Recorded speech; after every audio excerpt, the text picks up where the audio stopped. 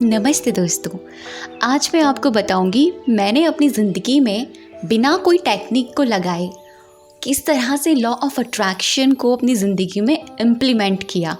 मेरा खुद का एक्सपीरियंस होने वाला है इस वीडियो में, और ये वीडियो उन सभी के लिए बहुत ज़्यादा मददगार होगी जो लोग ये नहीं जानते तो हैं कि लॉ ऑफ अट्रैक्शन है, लेकिन उनको नहीं पता कि लाइफ में कैसे इम्प्लीमेंट करना है, कौन कौन सी चीज़ें हैं जो उनको अपने रूटीन में लेकर आनी है।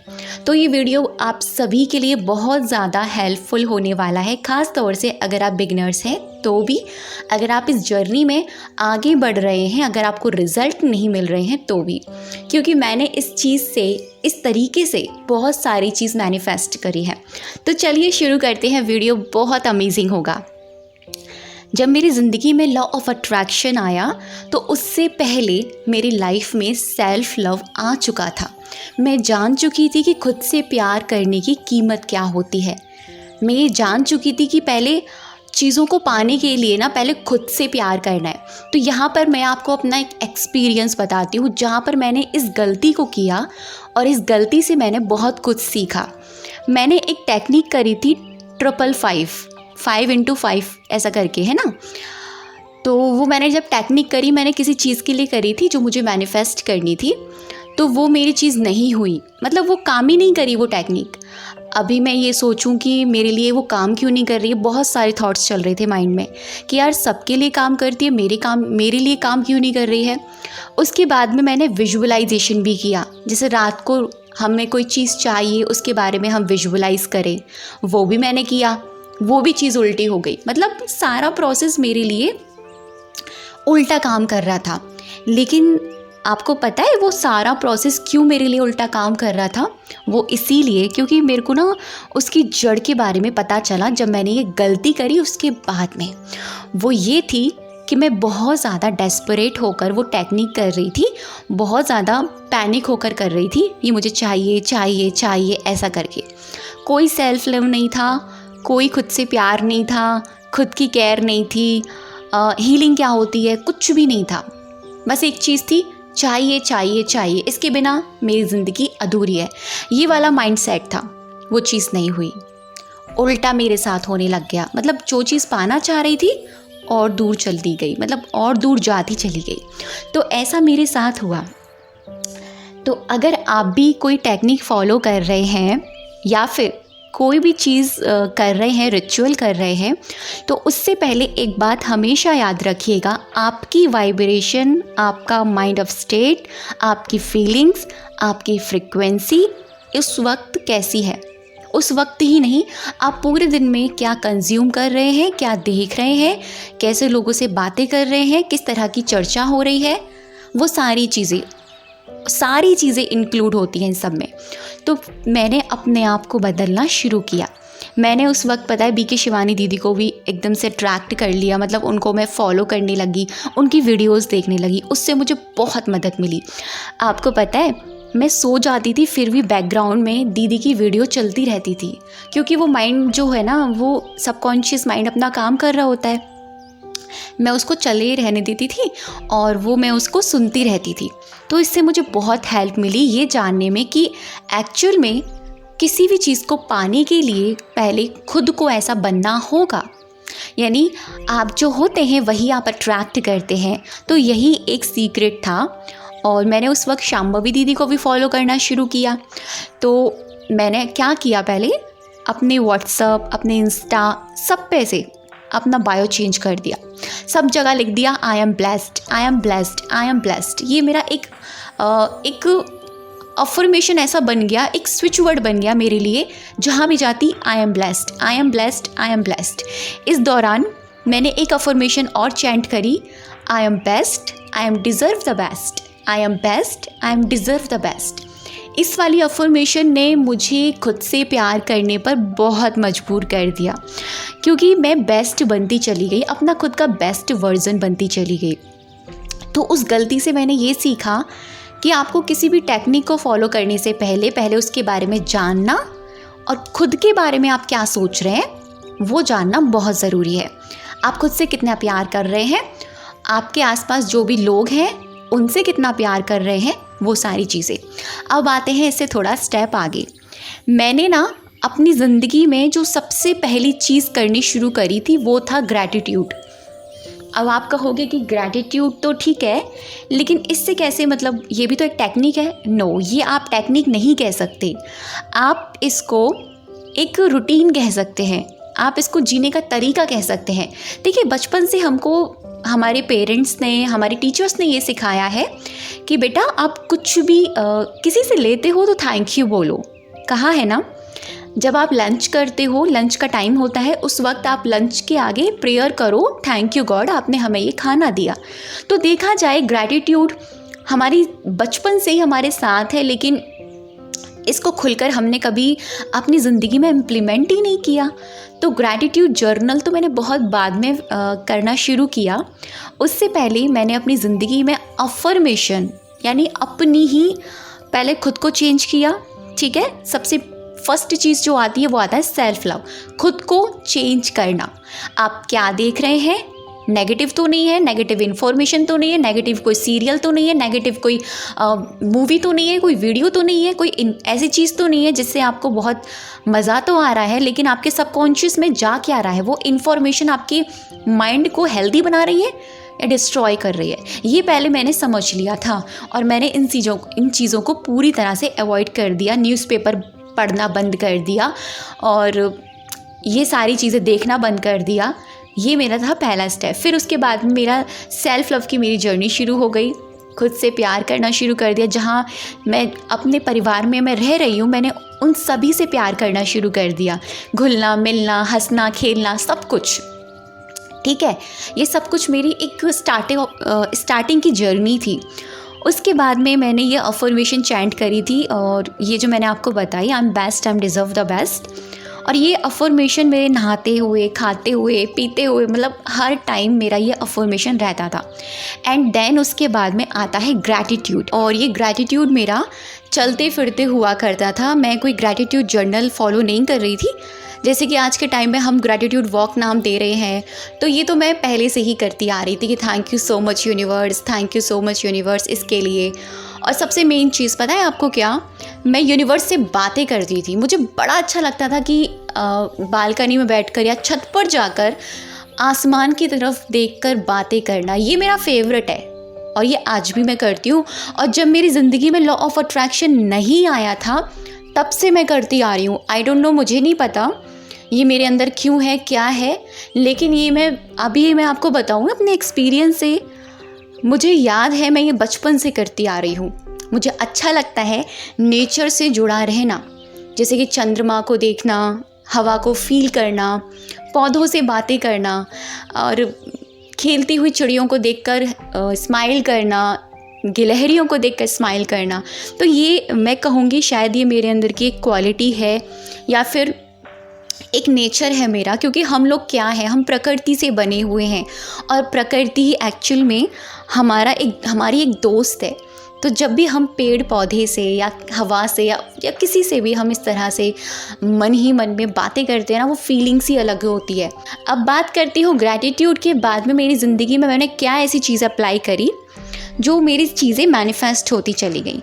मैंने जाने अनजाने में मिरर टेक्निक को यूज़ किया। अब आप कहोगे कि मिरर टेक्निक भी तो एक टेक्निक है।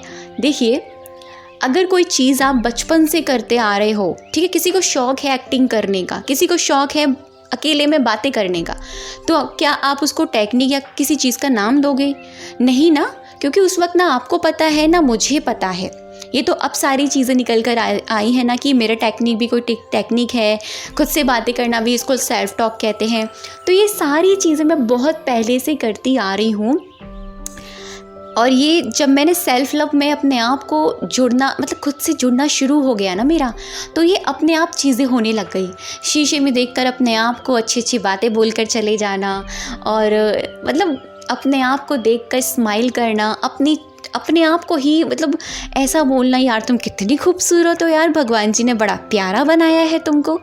तो ये चीज़ें खुद से होती चली गई, अंदर से ही चीज़ें अपने आप निकलती चली गई। ट्रस्ट मी, आप मेरी इस फीलिंग को समझ पाओ कि जब हम धीरे धीरे इस पाथ पर आते हैं ना, जैसे कि आप स्पिरिचुअल पाथ समझ लीजिए, क्योंकि देखिए मैं इसको एक स्पिरिचुअल पाथ ही कहूँगी, क्योंकि यूनिवर्स हमारे अंदर है, हमसे दूर नहीं है। भगवान हमारे अंदर है, हमसे दूर नहीं है। तो भगवान ने भी खुद ये बात कही है, खुद से प्रेम करना, खुद की तारीफ़ करना, खुद के बारे में अच्छा सोचना। तो एक्चुअल में ये भी तो एक पूजा है ना, है ना।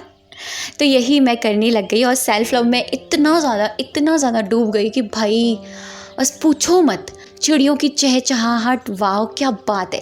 और इसमें मैं जुड़ी मेडिटेशन से। मेडिटेशन मेरी ज़िंदगी का ऐसा पार्ट रहा है कि इसके बिना मुझे ऐसा लगता है कि यार ज़िंदगी अधूरी है, सच्ची में। तो मैं आप सभी को बोलूँगी कि आप कुछ फॉलो करो मत करो, भाई मेडिटेशन ज़रूर करो। मेडिटेशन नहीं करना आता है, कोई बात नहीं, आप किसी भी वक्त पूरे दिन में आराम से बैठ जाओ कहीं पर भी और सिर्फ अपनी आती और जाती श्वास को फील करो, बस। और कुछ भी नहीं करना, आप खुद ब खुद आगे बढ़ते चले जाओगे इसके अंदर, खुद ब खुद आपको वो ज्ञान मिलता चला जाएगा, ठीक है। तो ये सारी चीज़ें मैंने फॉलो करी। अब मैनिफेस्टेशन की मैं बात करूँ तो देखो, मैंने कोई ऐसी टेक्निक नहीं लगाई है आज तक बहुत बड़ी वाली कि बहुत लंबे समय तक मैंने करी हो। तो मैंने ना हमेशा से अफ़र्मेशन ही चैंट करी है और मुझे अफ़र्मेशन से ही बहुत अच्छे रिज़ल्ट मिले हैं, क्योंकि वो मुझे आसान तरीका लगता है। हाँ, मैंने बहुत सारी चीज़ें छोटी छोटी फॉलो करी हैं, जैसे कि अपने रूटीन में अपने आप को बैलेंस करने के लिए, अपने आप को डिसिप्लिन बनाने के लिए, कंसिस्टेंसी क्रिएट करने के लिए।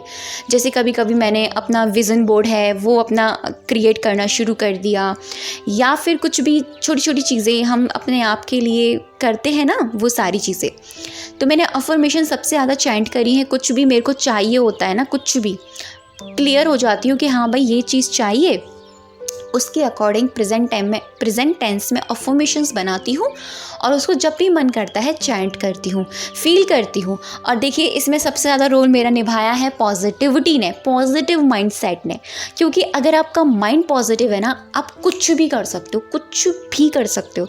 ये मैंने खुद एक्सपीरियंस किया है। मैं इतना ज़्यादा मतलब पॉजिटिविटी से अट्रैक्ट हूँ कि मैंने अपने आप को ऐसा बना लिया था उस वक्त जब मेरी हुई थी कि भाई नेगेटिव इन्फॉर्मेशन को दिमाग में लाना ही नहीं है। अगर आ रही है ना तो पॉजिटिव बोलो, आ रही है रिप्लेस करके पॉजिटिव बोलो, आ रही है रिप्लेस करके पॉजिटिव बोलो। ऐसा मैंने अपना माइंडसेट बना लिया। और जैसे जैसे मैं धीरे धीरे आगे बढ़ी तो मेरा जो सबकॉन्शियस था उसकी प्रोग्रामिंग ऐसी होती चली गई कि वो ऑटोमेटिकली कोई भी सिचुएशन आती माइंड में पॉजिटिव ही चलता था। मैं ये नहीं कह रही हूँ कि नेगेटिव थॉट्स नहीं आते हैं, नेगेटिव थॉट्स आते हैं, लेकिन अगर हम नेगेटिव थॉट्स को इग्नोर करते हुए उन विचारों में ये देखें कि भाई ये ऐसा इस तरह से सोच कर क्या कुछ हासिल होगा, नहीं ना। अगर आप पॉजिटिव थॉट्स क्रिएट करते हो, क्योंकि देखो नेगेटिव थॉट्स एक ऐसी चीज़ है वो खुद आते हैं, खुद उनको आपको क्रिएट नहीं करना होता, ठीक है। पॉजिटिव थॉट्स आपको क्रिएट करने पड़ते हैं। तो ये आपको कॉन्शियसली करना पड़ता है। ये इसमें शुरुआत में थोड़ा सा ध्यान देना पड़ता है, बाद में सबकॉन्शियस की प्रोग्रामिंग हो जाती है, फिर हम ये चीज़ें ऑटोमेटिकली हमारे एक्शंस में आ जाते हैं। जैसे कहते हैं ना, मन बुद्धि संस्कार, ऐसा कहा जाता है कि हमारे 3 कर्मेंद्रियाँ होती हैं, मन बुद्धि संस्कार। तो मन बुद्धि जो संस्कार है ना, कोई भी चीज़ आती है पहले मन में आती है, ठीक है। मन में पहले एनालाइज कर लो ये ठीक है या नहीं ठीक है। जब मन में आती है तो वो चीज़ बुद्धि तक जाती है, हमारे माइंड तक जाती है, और जैसे ही वो चीज़ हमारे माइंड तक जाती है हमारे एक्शंस में आ जाती है, यानी वो हमारा संस्कार बन जाती है, हमारी हैबिट्स बन जाती है। तो ये चीज़ आपको ध्यान रखनी है। तो ऐसे मैंने अपने सारे मैनिफेस्टेशन किए और मैंने कोई ज़्यादा तामझाम नहीं किया। ग्रैटिट्यूड जर्नल को फॉलो करती आ रही हूँ 5 साल से, और सेल्फ़ लव है मेरे अंदर बहुत ज़्यादा, एकदम कूट के है भाई, वो बहुत है। तो आपको ज़्यादा कुछ करने की ज़रूरत नहीं है, बस एक डायरी बनाइए, ग्रैटिट्यूड जर्नल। उसमें डेली अपनी चीज़ों के लिए धन्यवाद लिखिए जो आज आपको मिली है, और जो चीज़ आपको चाहिए ना उसमें एक सिंगल अफर्मेशन लिखकर 21 दिन तक फिर लेट गो कर दीजिए। बस इतना सा प्रोसेस है। तो ये बहुत आसान है। अगर आप सोचो कि भाई लॉ ऑफ अट्रैक्शन टेक्निक्स, ये चीज़ वो चीज़ कैसे करें, करना भी बहुत आसान है, फॉलो करना भी आसान है, लेकिन मेन चीज़ ये होती है कि आपकी कंसिस्टेंसी किस तरह की है। मैं अपना आज भी 10:30 बजे अपना काम करके फ्री होकर, जैसे ही मैं फ्री होती हूँ, अपना फ़ोन साइड में रख देती हूँ जब तक मैं अपना डायरी फॉलो कर रही हूँ, मतलब मैं अपना ग्रैटिट्यूड फॉलो कर रही हूँ। और मेरे बहुत सारे ग्रैटिट्यूड्स हैं। ग्रैटिट्यूड जर्नल है मेरे पास, ये तो खुद ही बनाया मैंने। सेल्फ लव जर्नल है मेरे पास, और मनी जर्नल है मेरे पास, ये मैंने खुद बनाया है। मेडिटेशन जर्नल है मेरे पास, ये भी मैंने खुद बनाया है। तो मेरे पास 4th जर्नल है, और ये सारे जर्नल मैं फॉलो करती हूँ। और हाँ, हेल्थ जर्नल याद आ गया मुझे, हेल्थ वाला भी है मेरे पास। तो मैं अलग अलग इन सब में अफर्मेशंस लिखती हूँ। और मेरी ज़िंदगी में सबसे बड़ा रोल जो निभाया है अफर्मेशंस ने, मेरे संकल्पों ने, क्योंकि कहा जाता है संकल्प से ही सिद्धि होती है। तो ये था मेरा एक्सपीरियंस जो लॉ ऑफ अट्रैक्शन से जुड़ा हुआ था। आई होप आपको इस वीडियो से बहुत ज़्यादा हेल्प मिलेगी और आप समझ पाओगे कि लॉ ऑफ अट्रैक्शन कोई इतनी बड़ी चीज़ नहीं है भाई। लॉ ऑफ अट्रैक्शन है, ये शुरू से है, सृष्टि की जब रचना हुई है तब से है। आप इसको लॉ ऑफ कर्मा भी कह सकते हैं। आप इसको लॉ ऑफ कर्मा, जैसे कि जो आप देते हैं प्रकृति को, आपको वही मिलता है, ठीक है। आप लॉ ऑफ अट्रैक्शन भी कहते हैं, जो हम होते हैं वही हम अट्रैक्ट करते हैं। तो दोनों में कोई भी डिफरेंस नहीं है, ये है। अब इसको अपनी ज़िंदगी में कैसे उतारना है? अपने आप को बदलिए। सबसे मेन चीज़ अपने आप को। आप क्या सोचते हैं, आप क्या देखते हैं, आप क्या फॉलो करते हैं, आप क्या खाते हैं पीते हैं, सारी चीज़ें आपको यहाँ देखनी होंगी। और फिर देखो, आप अपने आप को जब बदलाव कर लेते हैं अपने आप में, फिर चीज़ें अपने आप ही खुलती नज़र आती हैं, रास्ते अपने आप ही मिलते चले जाते हैं आपको। तो ऐसा ही मेरे साथ हुआ। मैंने कोई स्पेसिफिक चीज़ फॉलो नहीं करी है, रास्ते खुद से खुद खुलते चले गए मेरे सामने।